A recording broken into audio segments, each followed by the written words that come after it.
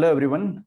Exam के latest trend को ध्यान में रखते हुए स्टार्ट की हुई इस वीडियो डिस्कशन सीरीज में आपका स्वागत है। लास्ट डिस्कशन में हमने कोरल रीफ्स को कॉम्प्रिहेंसिवली कवर किया था। इस सीरीज के अंदर हम मैंग्रोव टॉपिक्स को 360 डिग्री उसका एनालिसिस करेंगे। इसके अंदर मैंग्रोव से रिलेटेड बेसिक कॉन्सेप्ट्स क्या है, एडवांस कॉन्सेप्ट क्या है, और उसके बाद में प्रीवियस ईयर्स में आए हुए क्वेश्चंस को भी सॉल्व करेंगे। तो इस डिस्कशन में हम क्या क्या पढ़ने वाले हैं, मैंग्रोव्स का इंट्रोडक्शन पढ़ेंगे, बेसिक कॉन्सेप्ट्स, मैंग्रोव्स की क्या क्या कैरेक्टरिस्टिक्स होती है, कौन कौन से स्पेशल फीचर्स होते हैं जिसकी वजह से मैंग्रोव्स इतने सलाइन वाटर में भी स्टैंड कर सकता है। इसके बाद में हम पढ़ेंगे मैंग्रोव्स का डिस्ट्रीब्यूशन, ग्लोबल डिस्ट्रीब्यूशन कैसा है, उसका मैंग्रोव्स का इंडिया के अंदर डिस्ट्रीब्यूशन कैसा है। इसके लिए मैं आपको मैपिंग की हेल्प से हम इसको कवर करेंगे, जिससे कि ये आपकी इमेजिनेटिव मेमोरी में काफी लंबे टाइम तक रहे। इसके बाद में इंडिया की जो स्टेट ऑफ फॉरेस्ट रिपोर्ट 2019 में जो रिलीज हुई, उसके अकॉर्डिंग मैंग्रोव्स का नंबर इंक्रीज हुआ या डिक्रीज हुआ है, उसको भी देखेंगे। मैंग्रोव्स का क्या इंपॉर्टेंस है, कौन कौन सी इकोसिस्टम सर्विसेज प्रोवाइड की जाती है, उसको देखेंगे। फिर कौन कौन से थ्रेट्स है मैंग्रोव्स के लिए, और जब थ्रेट्स है तो उसके लिए कौन से कंजर्वेशन एफर्ट्स लिए गए। कंजर्वेशन एफर्ट्स के अंदर हम दो प्रोग्राम को पढ़ेंगे, मैंग्रोव फॉर फ्यूचर प्रोजेक्ट और दूसरा है ग्लोबल मैंग्रोव अलायंस। और इन सब के बाद में सबसे बहुत इंपॉर्टेंट हम प्रीवियस ईयर्स क्वेश्चंस की प्रैक्टिस करेंगे, बिकॉज प्रीवियस ईयर्स क्वेश्चन आपको एक डायरेक्शन प्रोवाइड करेंगे कि आपकी प्रिपरेशन को आपको किस डायरेक्शन में अलाइन करके आपको प्रिपेयर करना है, क्योंकि आपका अल्टीमेट एम है एग्जाम को क्वालिफाई करना, और वो आपको पता चलेगा प्रीवियस ईयर्स क्वेश्चन से। इसलिए हर टॉपिक के पीछे पर्टिकुलर टॉपिक से रिलेटेड प्रीवियस ईयर्स में कौन कौन से क्वेश्चन आए, उन सारे क्वेश्चंस को मैं इंक्लूड करूंगा। सो ये डिस्कशन आपके लिए बहुत ही कॉम्प्रिहेंसिव होने वाला है। ओके, तो चलिए स्टार्ट करते हैं। तो सबसे पहले तो ये मैंग्रोव्स जो वर्ड है, मैंग्रोव्स एक टाइप के प्लांट्स होते हैं। अब ये मैंग्रोव्स कहाँ पे पाए जाते हैं, जैसे आपने देखा होगा तीन टाइप की कैटेगरी होती है, एक होती है herbs, shrubs and tree. Herbs के अंदर क्या होता है, इनकी जो हाइट होती है बहुत कम होती है, जैसे कि आपका कोरिएंडर, आपका धनिया का जो पौधा है उसको आपने देखा होगा। इसके अलावा मिंट, तुलसी का जो प्लांट है उसको भी आपने देखा होगा। तो ये हर्ब्स की कैटेगरी में आते हैं, मिंट हर्ब्स की कैटेगरी में आता है। फिर उसके बाद में आपका श्रब्स, जैसे कि आपका लेमन ट्री है, वो श्रब की कैटेगरी में आता है, उसकी हाइट हर्ब्स से थोड़ी ज्यादा होगी। फिर आप ट्री की बात करेंगे तो आपने नीम ट्री देखा होगा, मैंगो ट्री देखा होगा, तो ये ट्री की कैटेगरी में आ जाएंगे। तो मैंग्रोव्स किसको रिप्रेजेंट करता है, श्रब एंड ट्री को। ओके ओके, हमको ये पता चल गया कि ये श्रब और ट्री दोनों को रिप्रेजेंट कर सकता है। तो अब ये मैंग्रोव्स कहाँ पे पाए जाते हैं, यहाँ पे आप इमेज में देख सकते हो। यहाँ पे ये आपकी लैंड वाली सरफेस है, ये वाले है टेरेस्ट्रियल प्लांट, यानी कि जो लैंड पे अवेलेबल है। फिर इसके बाद में ये वाटर का लेवल स्टार्ट हो रहा है, तो इस प्लांट का कुछ पार्ट वाटर के नीचे है, कुछ पार्ट वाटर के ऊपर है, तो इनको बोलते हैं इमर्ज्ड प्लांट। उसके बाद में ये इसका ओनली जो अपर पार्ट है वो अर्थ की, ये इसके वाटर के लेवल के ऊपर है, बाकी पूरा का पूरा पार्ट नीचे है, तो इसको बोलेंगे फ्लोटिंग प्लांट्स। उसके बाद में ये जो प्लांट्स है ये सारे के सारे वाटर के लेवल के नीचे है, तब इसको बोलेंगे सबमर्ज्ड प्लांट।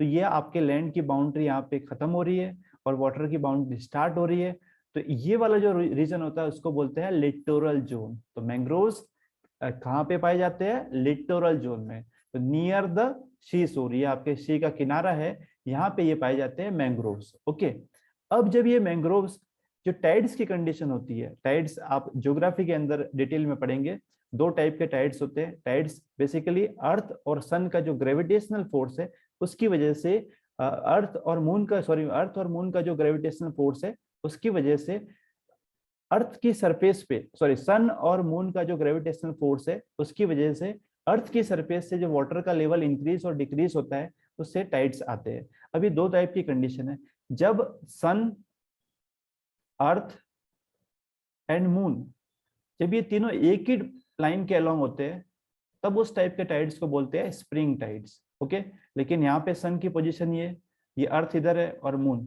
या 90 डिग्री के पोजीशन पे होते हैं, तब उसको बोलते हैं नीप टाइड। तो जब ये स्प्रिंग टाइड की पोजीशन होती है, तब स्प्रिंग टाइड की कंडीशन में, इसका मतलब सन, मून एंड अर्थ तीनों एक ही लाइन में होंगे, उस कंडीशन में ये सब मैंग्रोव से है वो क्या हो जाते हैं, सबमर्ज वाली कंडीशन में आ जाते हैं। ओके, पूरा का पूरा एक तरह से क्या हो सकते हैं, बोल सकते हैं कि वो पानी से एक तरह से क्या हो सकता है, कवर हो जाते हैं। ओके, तो ये एक टाइप के लिटोरल एरिया में पाए जाते हैं, और कौन से कहाँ पे, ट्रॉपिकल एंड सब ट्रॉपिकल एरिया में। यहाँ पे क्यों पाए जाते हैं इसका रीजन मैं आपको आगे एक्सप्लेन करूंगा। ये ट्री एंड बुशेस या फिर आप श्रब्स एंड ट्रीज को रिप्रेजेंट करते हैं। और ये below the high water level of spring tides, जो स्प्रिंग टाइड्स आएगा तो उसके हाई वाटर लेवल के अंदर नीचे, मतलब उसकी तरह से वाटर के नीचे आ जाएंगे एक तरह से, ठीक है। और इसकी वेरी इंपॉर्टेंट फीचर्स होता है सॉल्ट वाटर टॉलरेंस। ये जो सलाइन वाटर होता है, समुद्र का जो पानी होता है, उसमें भी ये विथस्टैंड कर लेते हैं, ये अपने आप को जीवित रख लेते हैं। क्यों रख पाते हैं उसके लिए भी कुछ इनमें अडेप्टेशन मैकेनिज्म होती है, वो मैं आपको आगे एक्सप्लेन करूंगा। अभी हमको ये पता चला कि मैंग्रोव्स श्रब्स एंड ट्रीज की कैटेगरी से होते हैं, लिटोरल एरिया में पाए जाते हैं, और जब आपकी जो स्प्रिंग टाइड की पोजीशन में जो हाई वाटर लेवल है उसके नीचे वो सबमर्ज हो जाते हैं, ओके। और सॉल्ट टॉलरेंट प्लांट होते हैं, okay, salt water tolerant plant होते हैं। अब इसकी और अगर फीचर्स की बात करें मैंग्रोव्स की, तो मैंग्रोव से रिलेटेड आपको याद रखना है कि ये एवरग्रीन लैंड प्लांट्स होते हैं, जो कहाँ कहाँ पे पाए जा सकते हैं। ये कोस्ट के अलोंग हो सकते हैं, एस्चुरी वाले रीजन में हो सकते हैं, बेस में, मड फ्लैट्स में, बैरियर आइलैंड में, टाइडल क्रीक में, इसके अलावा लगून्स वाले रीजन में। तो इन सब के बारे में आप ज्योग्राफी में डिटेल से पढ़ेंगे, इन सब में क्या क्या बेसिक डिफरेंस होता है। तो इन सारे जगह पे ये प्लांट ग्रो हो सकते हैं। और इनके लिए जो बेस्ट लोकेशन होती है, जो जहाँ पे ये जो रिवर जब फ्लो होती है और रिवर अपने साथ में जब सेडिमेंट्स लेके आती है, बहुत ज्यादा सिल्ट को लेके आती है, तो वो वाले रीजन इनके लिए बेस्ट लोकेशन होते हैं। आपने पढ़ा होगा ज्योग्राफी के अंदर, पढ़ेंगे आप, एक तो होता है आपका क्ले, सैंड और सिल्ट, ओके। तो क्ले जो है, clay, silt and sand, clay के जो पार्टिकल्स होते हैं उनकी साइज बहुत कम होती है, सिल्ट के पार्टिकल की साइज उससे बड़ी हो जाती है, और सैंड के पार्टिकल की साइज उससे भी बड़ी हो जाती है। तो सिल्ट जो है उनके पार्टिकल्स की जो साइज होती है वो क्ले और सैंड के बीच में होती है। तो जहां पे सिल्ट बहुत ज्यादा पाया जाता है उस वाले रीजन में मैंग्रोव्स ज्यादातर पाए जाते हैं, ओके। और ये अडेप्टेबल होते हैं सलाइन और ब्रैकिश वाटर में, ये अपने आप को विथस्टैंड कर लेते हैं। और क्योंकि जब वहाँ वाटर लॉग की कंडीशन होगी, बेसिकली जब कोस्टल वाला रीजन होगा, तो कोस्टल वाले रीजन के अंदर पूरा पानी होगा आपका, और पानी होगा तो उस केस में इसको बोलेंगे, जो सॉइल होगी यहाँ पे तो वाटर लॉग्ड सॉइल होगी। और जो वाटर लॉग्ड सॉइल होगी तो वहाँ पे ऑक्सीजन की सप्लाई क्या होगी, कम होगी। तो ऑक्सीजन की सप्लाई की अपनी रिक्वायरमेंट पूरी करने के लिए इसमें इनमें कुछ स्पेशल टाइप के फीचर्स होते हैं, जो मैं आपको नेक्स्ट स्लाइड में एक्सप्लेन करने वाला हूँ।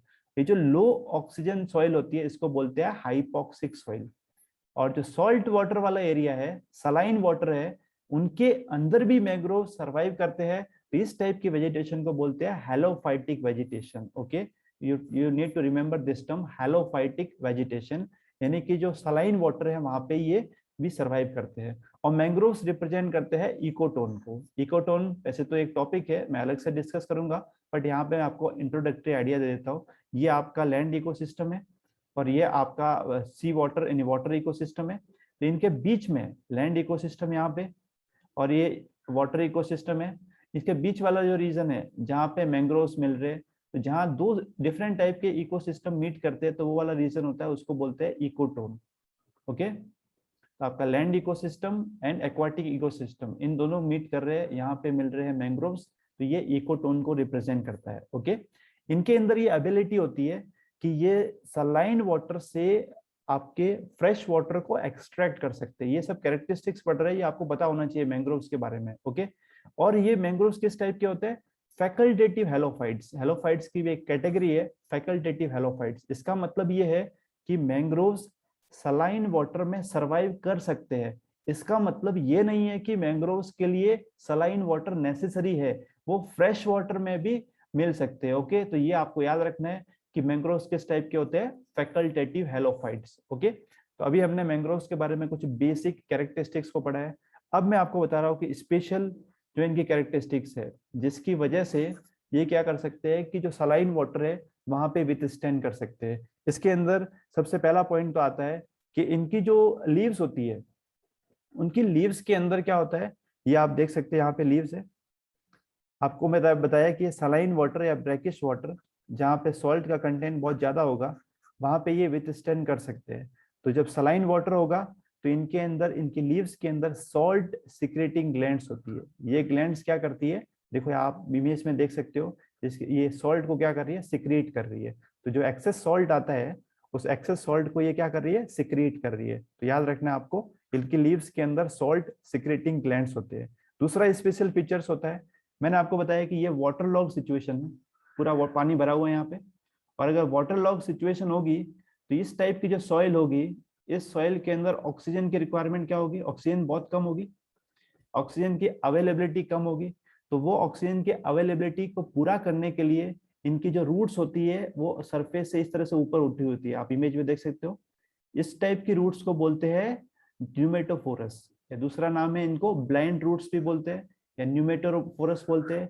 ये रूट्स क्या करती है, सॉइल के अंदर तो ऑक्सीजन लिमिटेड है बिकॉज वाटर लॉक्ड कंडीशन है, पुनः पानी भरा हुआ है, तो ऐसे सॉइल के अंदर ऑक्सीजन की अवेलेबिलिटी कम होती है। लेकिन ये जो रूट्स होती है न्यूमेटोफोरस, ये जो एटमॉस्फेयर है उस एटमॉस्फेयर के से ऑक्सीजन को ले सकती है। ये वाला पॉइंट आपको याद रखना है, न्यूमेटोफोरस जिसको एरियल ब्रीथिंग रूट्स भी बोलते हैं। एरियल ब्रीथिंग रूट्स का मतलब है ये जो रूट्स है वो एयर से अपनी ब्रीथिंग के लिए ऑक्सीजन को लेती है। ओके, तो ये अदर स्पेशल फीचर्स है। तीसरा पॉइंट ये है कि आपको बताया कि जैसे ये प्लांट है, मैंग्रोव्स का प्लांट है, अब यहाँ से जो सीड है अगर यहाँ से वो जर्मिनेट होगा और वो आपके गिर गया ये सलाइन वाटर में, और सलाइन वाटर जो है किसी सीड्स के जर्मिनेशन के लिए प्रॉपर एनवायरनमेंट प्रोवाइड नहीं करता है, तो अब जर्मिनेशन नहीं हो पाएगा। तो इसके लिए क्या है कि ये जो आपके जो सीड्स है वो सीड्स क्या है, जर्मिनेट होने के बाद में फिर यहाँ से गिरेंगे, जर्मिनेट होंगे इस प्लांट पे ही, उसके बाद में वो यहाँ पे गिरेंगे और फिर उसके बाद में नए मैंग्रोव्स का ग्रो करेगा। तो इसको बोलते हैं viviparative mode of reproduction. Viviparative mode of reproduction का मतलब क्या है कि सीड जर्मिनेट होने से, जो आपका जर्मिनेट मतलब उसके ट्री पे ही होगा, ये जो आपका ट्री है यहीं पे जर्मिनेट होगा, उसके बाद में फॉल करेगा, उसके बाद में उसकी बायोंट प्रॉपर्टी होती है वो वो आपका तैरता रहता है, उसके बाद में जब उसको प्रॉपर सॉइल का स्ट्रक्चर मिल जाता है तब वो उसके बाद में वहां से नए प्लांट का फॉर्मेशन करता है। ओके, तो इनके अंदर जो स्पेशल अडेप्टिव फीचर्स होता है viviparative mode of reproduction. I hope this things is clear to you, it is very important from examination point of view. Salt secreting glands उनका क्या फंक्शन है, एरियल ब्रीथिंग रूट्स उनका क्या function है और वो कौन सी लिमिटेशन को ओवरकम करते हैं, और विविपेरेटिव मोड ऑफ रिप्रोडक्शन उनका क्या फंक्शन है और वो कौन से लिमिटेशन को ओवरकम करते हैं। इसके अलावा मैंग्रोव्स जो है वो अलग अलग टाइप्स के होते हैं। किसी टाइप के मैंग्रोव्स में किसी टाइप की रूट्स होती है, जैसे 3 टाइप्स की रूट देखने को मिलती है। एक होता है प्रॉप रूट्स। प्रॉप रूट्स को आप देख सकते हैं कि ये जो रूट्स है वो आपकी कहाँ जा रही है, वाटर के अंदर जा रही है। तो ये किस टाइप के मैंग्रोव्स में होती है, इनका एग्जाम्पल है राइजोफोरा टाइप की जो मैंग्रोव्स होते हैं उसमें प्रॉप रूट्स मिलती है। दूसरी मैंने बताई आपको एयर रूट्स, जिसमें ये न्यूमेटोफोरस है। ये न्यूमेटोफोरस जो आपके क्या है कि एयर से ऑक्सीजन को लेता है। तो ये किस टाइप के मैंग्रोव्स में, इसका एग्जांपल है एविसिनिया टाइप ऑफ मैंग्रोव्स। फिर ये है स्टिल्ट रूट। स्टिल्ट रूट का फंक्शन क्या है, ये आपका मेन ट्रंक होगा, इस मेन ट्रंक से दूसरी ये रूट्स इस तरह से निकली होगी। जैसे आपने बेन्यान का ट्री देखा होगा, बरगद का पेड़, उसमें एक तो मेन आपका पार्ट होता है, उसके बाद में दूसरी दूसरी जो रूट्स है वो आगे से आगे फैलती रहती है। वो इतने लार्ज स्केल पे मैंग्रोव में नहीं होता है, लेकिन आप इमेज में देख सकते हो कि एक मेन रूट है, उससे बहुत सारी रूट्स इस तरह से निकली होती है। जब ये इतनी सारी रूट्स ऐसे निकली होगी तो इनके रूट्स का बहुत ही कॉम्प्लेक्स स्ट्रक्चर होता है। ये रूट क्या करती है, जो सॉइल है उस सॉइल को होल्ड करके रखती है, और जब सॉइल को होल्ड करके रखेगी तो सॉइल इरोजन जो है, उस सॉइल इरोजन को क्या करेगी, रिड्यूस करेगी। इसके अलावा जब वाटर का लेवल बहुत ज्यादा जाता है, साइक्लोन, सुनामी, तो उससे भी ये रूट्स वाटर का लेवल बहुत ज्यादा इंक्रीज होने से रोकती है। तो याद रखना है आपको स्टिल्ट रूट, इसका दूसरा नाम है एडवेंटेजियस रूट्स। ओके, इसको हिंदी में आप स्थानिक रूट या जड़ भी बोलते हैं। ओके, तो अब चलते हैं मैंग्रोव्स के स्पेशल फीचर्स के बाद में डिस्ट्रीब्यूशन की तरफ, कि मैंग्रोव्स वर्ल्ड वाइड कहाँ पे डिस्ट्रीब्यूटेड है। तो मैंग्रोव्स के बारे में आपको याद रखना है कि जो सलाइन वाटर है, सलाइन वाटर से इनके अंदर ऐसा फीचर्स होता है कि ये फ्रेश वाटर को एक्सट्रैक्ट कर सकते हैं, और फ्रेश वाटर, सलाइन वाटर से फ्रेश वाटर को एक्सट्रैक्ट करने के लिए जो मैकेनिज्म होती है वो मैकेनिज्म बहुत एनर्जी इंटेंसिव होती है। उस मैकेनिज्म के लिए बहुत एनर्जी की रिक्वायरमेंट होती है। तो ये जो एनर्जी है वो कहाँ मिलती है, ट्रॉपिक्स और सब ट्रॉपिक्स वाले रीजन में। इसीलिए mangroves generally 30 degree north, 30 degree north और 30 डिग्री साउथ वाला जो रीजन है, वहाँ उसी एरिया में पाया जाता है। क्यों? क्योंकि ये वाला रीजन है जहाँ पे सनलाइट बहुत ज्यादा मिलती है। उस एनर्जी की रिक्वायरमेंट किसके लिए? सलाइन वाटर से फ्रेश वाटर को एक्सट्रैक्ट करके यूज करने के लिए। और वो एनर्जी कहाँ पे ज्यादा होती है? आपके ट्रॉपिकल वाले रीजन में, क्योंकि यहाँ पे इस वाले रीजन में सनलाइट इजीली आप अवेलेबल होती है। ओके, ट्रॉपिक ऑफ कैंसर और ट्रॉपिक ऑफ कैप्रिकॉर्न के बीच में, उससे थोड़ा ऊपर 30 डिग्री नॉर्थ और 30 डिग्री साउथ के बीच में मैंग्रोव्स पाए जाते हैं। ओके, तो इसके लिए हाई सोलर रेडिएशन की रिक्वायरमेंट होती है टू फिल्टर सलाइन वाटर। तो इसलिए मैंग्रोव्स ट्रॉपिक्स और सब ट्रॉपिक्स में पाए जाते हैं। और स्पेसिफिकली बोला जाए तो 30 degree north, approximately 30 degree north और 30 डिग्री साउथ वाले रीजन में मैंग्रोव्स पाए जाते हैं। पूरे वर्ल्ड के मैंग्रोव्स की बात करें तो पूरे वर्ल्ड का जो मैंग्रोव्स है उनका जो उनके अंडर में जो एरिया है वो 1% से भी कम है। और पूरे वर्ल्ड के जो ट्रॉपिकल रेन फॉरेस्ट है उसके एरिया के रेस्पेक्ट में मैंग्रोव्स अप्रोक्सीमेटली कितना है? 1%। तो ये सारी चीजें आपको याद रखनी है। या आप इमेज में देख सकते हैं कि मैंग्रोव्स है वो सबसे ज्यादा कहाँ पे है? एशिया वाले पार्ट में सबसे ज्यादा है। ओके, एशिया में सबसे ज्यादा मैंग्रोव्स है एरिया वाइज। और एशिया के बाद, एशिया के अंदर ही बात करें तो साउथ ईस्ट एशिया, ये वाला जो रीजन है साउथ ईस्ट एशिया, यहाँ पे सबसे ज्यादा है। फिर साउथ एशिया में यहाँ पे। ओके, तो आप यहाँ पे देख सकते हैं कि मैंग्रोव्स का डिस्ट्रीब्यूशन किस तरह से है। अब इंडिया की बात करें तो इंडिया के अंदर मैंग्रोव्स का डिस्ट्रीब्यूशन कैसे है? देखो यहाँ पे देख सकते हो सुंदरबन मैंग्रोव्स, ये पूरे वर्ल्ड के अंदर सबसे लार्जेस्ट मैंग्रोव फॉरेस्ट है वर्ल्ड के अंदर। उसके बाद में ये आपका महानदी मैंग्रोव्स, यहाँ पे आपके भीतरकनिका, भीतरकनिका जो मैंग्रोव्स है ये कौन सी लोकेशन पे है? भीतरकनिका मैंग्रोव्स लोकेटेड है उड़ीसा के अंदर। इंडिया की बात करें तो इंडिया में सबसे फर्स्ट नंबर पे आते हैं सुंदरबन मैंग्रोव एरिया वाइज, उसके बाद में आता है भीतरकनिका मैंग्रोव। और भीतरकनिका मैंग्रोव के वहां पे ये सॉल्ट वाटर क्रोकोडाइल भी पाए जाते हैं। सॉल्ट वाटर क्रोकोडाइल, क्रोकोडाइल के डिफरेंट टाइप्स के बारे में हम आगे पढ़ेंगे, बट ये वाला पॉइंट आपको याद रखना है। भीतरकनिका मैंग्रोव सेकंड नंबर पे आता है सुंदरबन के बाद में। इसके बाद में और देखिए तो यहाँ पे आप देख सकते हैं कृष्णा गोदावरी मैंग्रोव्स, कृष्णा और गोदावरी रिवर का डेल्टा बनता है वहां पे मैंग्रोव्स पाए जाते हैं। फिर एक कावेरी रिवर का डेल्टा बनता है वहां भी मैंग्रोव्स पाए जाते हैं। फिर तमिलनाडु के अंदर एक वेदारण्यम और पिच्छावरम ये लोकेशन है, वहां भी मैंग्रोव्स पाए जाते हैं। लेकिन यहाँ एक्वा कल्चर और सॉल्ट पैन की वजह से इन मैंग्रोव्स का जो एरिया है बहुत ज्यादा डिक्रीज हो रहा है। इसके बाद में ये गोवा मैंग्रोव्स है, रत्नागिरी मैंग्रोव्स है, और ये गुजरात की कोरी क्रीक वाला रीजन है, gulf of Khambhat, gulf of Kutch वाला रीजन है, यहाँ पे भी मैंग्रोव्स पाए जाते हैं। पूरे इंडिया की बात करें तो इंडिया वाइज सबसे ज्यादा मैंग्रोव्स कहाँ पे है? वेस्ट बंगाल में। वेस्ट बंगाल के बाद में है आपका गुजरात में, और गुजरात के बाद में है आपके ये अंडमान एंड निकोबार के अंदर। तो ये चीज आपको याद रखना है। ओके, तो ये और यहाँ पे आप देख सकते हो लक्षद्वीप जो रीजन है यहाँ पे मैंग्रोव्स पाए नहीं जाते, अंडमान और निकोबार में मैंग्रोव्स भी पाए जाते हैं, और कोरल रीफ हमने पढ़ा था, ये दोनों पाए जाते हैं अंडमान और निकोबार के अंदर। ओके, लास्ट डिस्कशन में हमने देखा था कि सुंदरबन वाला रीजन है, यहाँ पे मैंग्रोव्स तो पाए जाते हैं लेकिन यहाँ पे कोरल रीफ्स नहीं पाई जाती। क्यों नहीं पाई जाती? आप मुझे कमेंट सेक्शन में कमेंट करके बताना। वैसे लास्ट वीडियो में मैं इसका एक्सप्लेनेशन आपको दे चुका हूँ। अब हम बात करें ये सुंदरबन मैंग्रोव्स की, ये एग्जामिनेशन पॉइंट ऑफ व्यू से इंपॉर्टेंट है। सुंदरबन का जो मैंग्रोव्स है ये क्या ये पूरा का पूरा इंडिया के अंदर है? नहीं, इंडिया के अंदर ओनली 40% वाला रीजन है। लेकिन जो बांग्लादेश के अंदर है, बांग्लादेश के अंदर अराउंड 60% रीजन बांग्लादेश के अंदर है। मीन्स इंडिया से ज्यादा कहाँ पे है? बांग्लादेश के अंदर है ये सुंदरबन मैंग्रोव।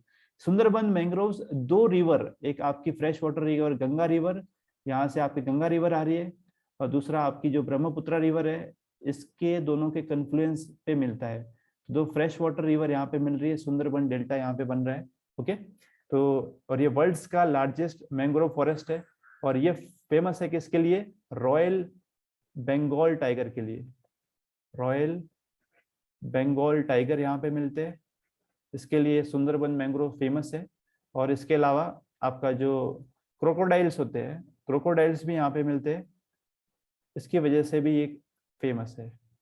ओके, अभी सुंदरबन के बाद में आपके इस सुंदरबन वाले रीजन में मैंग्रोव्स की अलग अलग स्पीसीज होती है। जैसे हमने देखा राइजोफोरा एक टाइप हो गया, आपका एविसिनिया एक टाइप हो गया। वैसे ही यहाँ जो डोमिनेट स्पीसीज है उसका जो लोकली नेम है सुंदरी, उसी के नाम के पीछे इसका नाम रखा हुआ है सुंदरबन मैंग्रोव।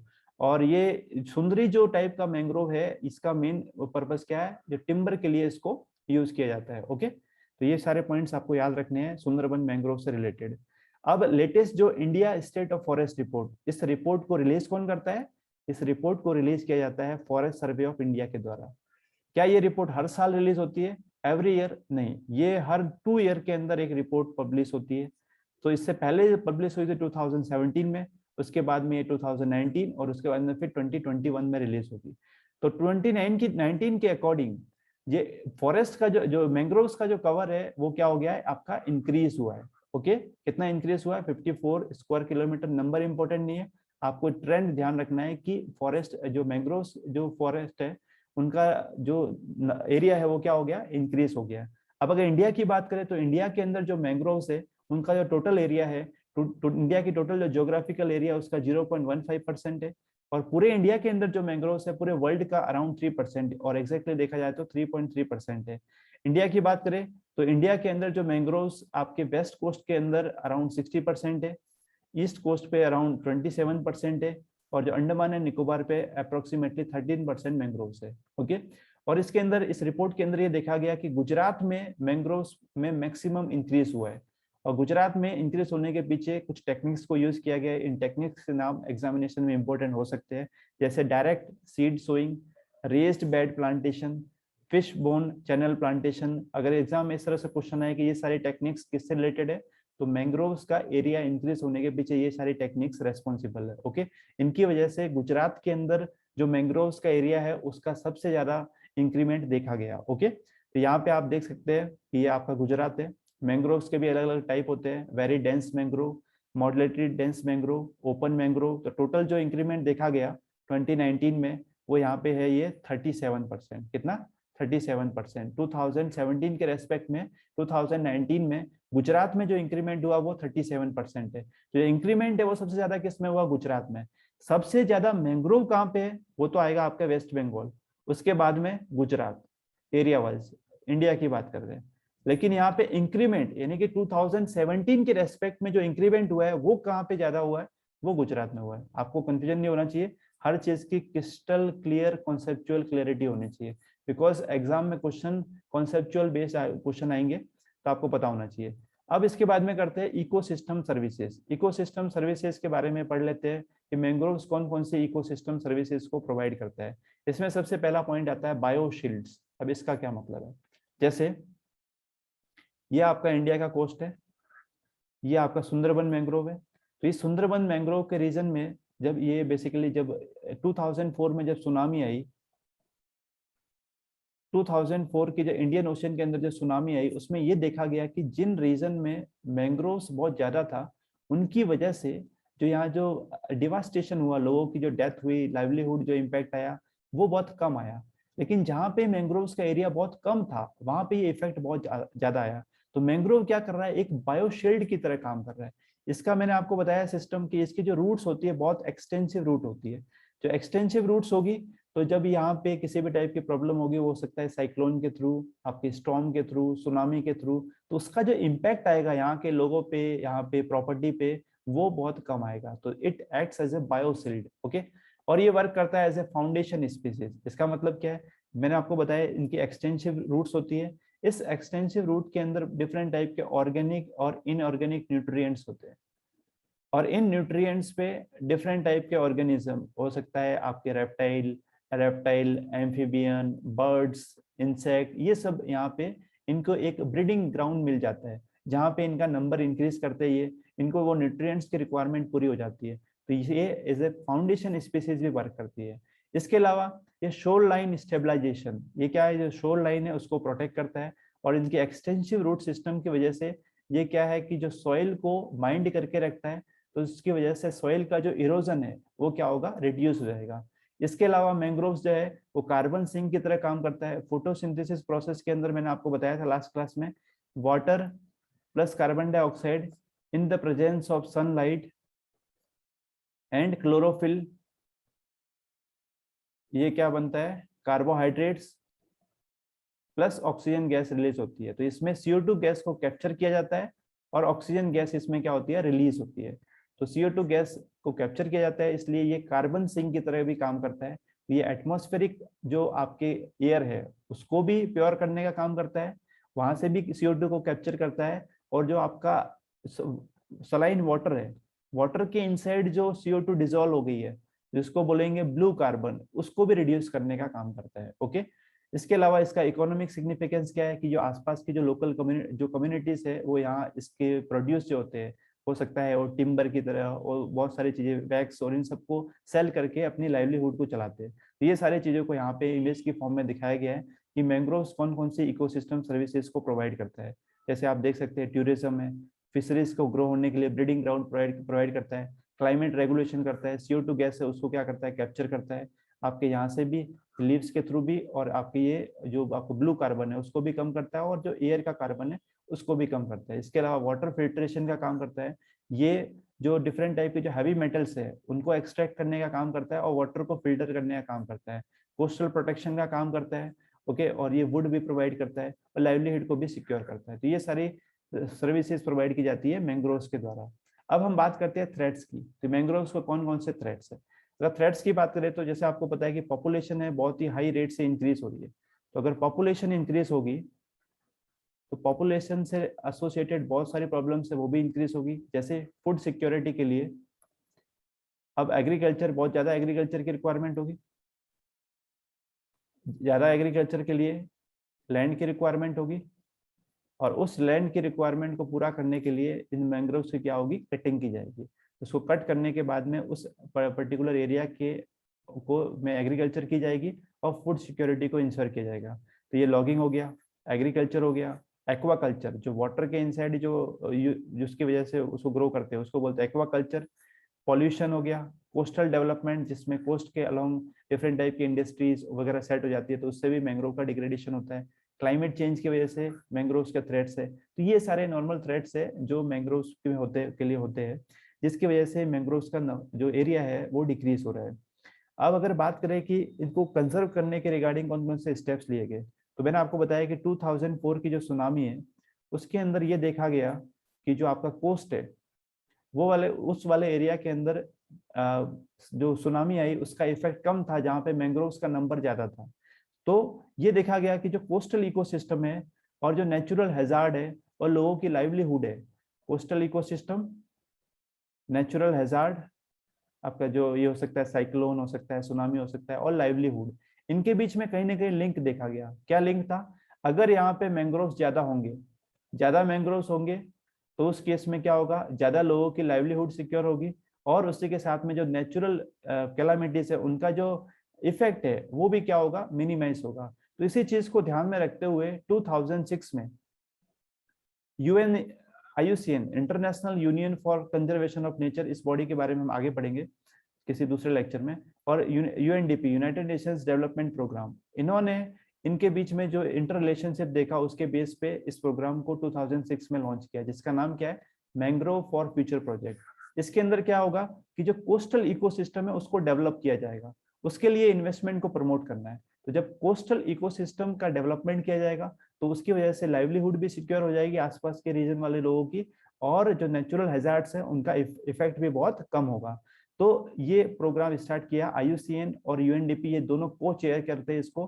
तो जब ये 2006 में प्रोग्राम स्टार्ट हुआ तब इसके 8 मेंबर्स थे, इंडिया भी इसका एक मेंबर था, ये पॉइंट आपको याद रखना है। ओके, तो इसमें नाम में आ रहा है मैंग्रोव फॉर द फ्यूचर, तो क्या ये ओनली मैंग्रोव से रिलेटेड कंजर्वेशन और प्रिजर्वेशन को प्रमोट करता है? नहीं, ये मैंग्रोव्स के अलावा कोरल लीफ, वेटलैंड, हर टाइप के कोस्टल इकोसिस्टम को प्रमोट करता है। तो ये एक इंक्लूसिव है, स्पेसिफिकली मैंग्रोव के लिए नहीं है। ये वाला point examination point of view से आपके लिए इंपॉर्टेंट हो सकता है, क्योंकि नाम में आ रहा है only mangrove for the futures, तो स्टेटमेंट से आप कंफ्यूजन हो सकता है कि हाँ नाम में ही मैंग्रोव है तो ये ओनली मैंग्रोव के लिए भी हो सकता है। उसके बाद में नेक्स्ट जो है वो है ग्लोबल मैंग्रोव अलायंस। इसके अंदर 5 ऑर्गेनाइजेशन है। फर्स्ट है आपका conservation international, second IUCN, third है आपका नेचर कंजर्वेंसी, फोर्थ है वेटलैंड इंटरनेशनल, फिफ्थ है आपका वर्ल्ड वाइड फंड। ये 5 ऑर्गेनाइजेशन मिलके इनकी एक पार्टनरशिप है, जिनका पर्पस क्या है कि एट प्रेजेंट में जो मैंग्रोव्स का एरिया है उसके रेस्पेक्ट में 20% आपको इंक्रीज करना है 2030 तक। अभी जो भी एरिया मैंग्रोव्स के अंडर में है वो 2030 तक उसमें कितना इंक्रीमेंट करना है, 20% तक उसमें क्या करना है, इंक्रीमेंट करना है। तो इसकी पॉइंट ऑफ व्यू से ये अलायंस को स्टार्ट किया गया, ग्लोबल मैंग्रोव अलायंस। ओके, तो ये हमने मैंग्रोव्स के बारे में पढ़ा। अब हम कुछ क्वेश्चंस की प्रैक्टिस कर लेते हैं। इसमें फर्स्ट क्वेश्चन है, consider the following statements about mangrove forest. Mangrove trees grow in saline coastal region. Yes, वो सलाइन कोस्टल रीजन में विथस्टैंड कर सकती है। उसके लिए क्या एडेप्टेशन मैकेनिज्म होते हैं वो मैंने आपको बता दिया। Sundarban is world's largest mangrove forest. Yes, it is world's largest mangrove forest. अच्छा, सुंदरबन के बारे में आपको एक पॉइंट बताना भूल गया। सुंदरबन जो है ये एक नेशनल पार्क भी है, बायोस्फीयर रिजर्व भी है आपका, इसके अलावा टाइगर रिजर्व भी है, वर्ल्ड हेरिटेज साइट भी है, और ये रामसर साइट भी है। और ये फेमस किसके लिए? सुंदरबन मैंग्रोव्स के लिए फेमस है, इसके अलावा रॉयल बंगाल टाइगर के लिए फेमस है। तो ये पॉइंट्स आपको याद रखने हैं। तो ये सब कुछ है सुंदरबन। ओके, तो mangrove forest support varieties of life. Yes, ये इंसेक्ट, बर्ड्स और एम्फीबियन, रेप्टाइल्स, बहुत सारी वेराइटी ऑफ लाइफ को सपोर्ट करता है, क्योंकि इनकी जो रूट सिस्टम होता है बहुत ज्यादा एक्सटेंसिव होता है, और उस एक्सटेंसिव रूट सिस्टम के अंदर डिफरेंट टाइप के इनऑर्गेनिक और ऑर्गेनिक न्यूट्रिएंट्स होते हैं, जो इन डिफरेंट टाइप की जो वेराइटीज ऑफ लाइफ होती है उनको सपोर्ट करते हैं। फिर Andaman and Nicobar island also है मैंग्रोव फॉरेस्ट। ये भी हमने देखा था कि अंडमान एंड निकोबार वाले लोकेशन पे आपके मैंग्रोव्स भी है और कोरल्स भी है। तो कौन सा स्टेटमेंट करेक्ट होगा? सी, 1 2 3 4 सारे स्टेटमेंट कैसे करेक्ट है। फिर ये क्वेश्चन आया प्रीलिम्स 2011 के अंदर। प्रीवियस ईयर्स क्वेश्चन आपके लिए बहुत इंपॉर्टेंट है, क्योंकि वो आपको एक डायरेक्शन प्रोवाइड करेंगे। इसके अंदर ये पूछा गया, 2004 tsunami made people realise that mangroves can serve as a reliable safety hedge. Safety hedge क्या तरह काम करता है अगेंस्ट कोस्टल कैलामिटीज। अब ये कोस्टल कैलामिटीज आपके हो सकता है साइक्लोन हो, सुनामी हो सकती है, स्टॉर्म हो सकते हैं, उसके अगेंस्ट एक तरह से सेफ्टी प्रोवाइड करता है ये mangroves. How do mangroves function as a safety hedge? अब ये कैसे सेफ्टी हेज की तरह वर्क करता है? तो आप ये आगे के स्लाइड में देख सकते हैं। जैसे इन मैंग्रोव्स की मैंने आपको बताई एक्सटेंसिव रूट सिस्टम होता है। इस एक्सटेंसिव रूट सिस्टम की वजह से यहाँ पे जो कोस्टल वाले रीजन में कि साइक्लोन की वजह से या स्टॉर्म की वजह से या आपकी सुनामी की वजह से जो वाटर लेवल है वो जब इंक्रीज होता है, तो इसका अगर ये मैंग्रोव्स होगा तो ये वाटर लेवल का जो इम्पैक्ट है ये आपके लैंड वाले रीजन में बहुत कम आएगा। तो यहाँ पे आप देख सकते हैं ये मैंग्रोव्स की वजह से ये वाटर का लेवल यहाँ इंक्रीज हो गया, लेकिन इसका इम्पैक्ट यहाँ पे बहुत कम है, बहुत कम इम्पैक्ट आया। लेकिन अगर ये वाला रीजन यहाँ पे नहीं होते, ये मैंग्रोव्स यहाँ पे नहीं होते और ये इनका एक्सटेंसिव रूट सिस्टम नहीं होता, तो उस केस में इस वाटर का डायरेक्ट इम्पैक्ट यहाँ पे आता। ओके, तो ये रीजन है इसका। तो आप देख सकते हैं आंसर क्या आना चाहिए। The mangroves trees do not gate uprooted. वो अपरूट नहीं होती है, जो रूट्स है आपकी बहुत एक्सटेंसिव होती है, उसकी सरफेस को पकड़ के रखती है, वाटर के फ्लो के कारण, उसके फोर्स के कारण वो उसकी अपरूटिंग नहीं होती है, मतलब जड़ जो है एक तरह से बाहर नहीं निकलती है। By storms and tides because of their extensive route. Okay, so it will be answer. So answer in this case will be option D. Okay, so आज का डिस्कशन यहाँ पे कंप्लीट होता है, और आज हमने मैंग्रोव से रिलेटेड जितने भी कॉन्सेप्ट्स है उनको हमने समझा है। अब आप किसी भी क्वेश्चन को आप मैंग्रोव से रिलेटेड जो एग्जाम में जो भी क्वेश्चन आएगा उसको आप सॉल्व कर सकते हो। ओके, तो ये डिस्कशन सीरीज आपको कैसी लग रही है आप मुझे कमेंट करके बताना, और वीडियो को अगर आपको अच्छा लगे तो उसको लाइक, वीडियो को शेयर करना और चैनल को सब्सक्राइब करना, जिससे कि उसी टाइम पे आपके पास वीडियो की नोटिफिकेशन आ जाए। Okay, so that's all for today. Have a nice day. Thank you so much.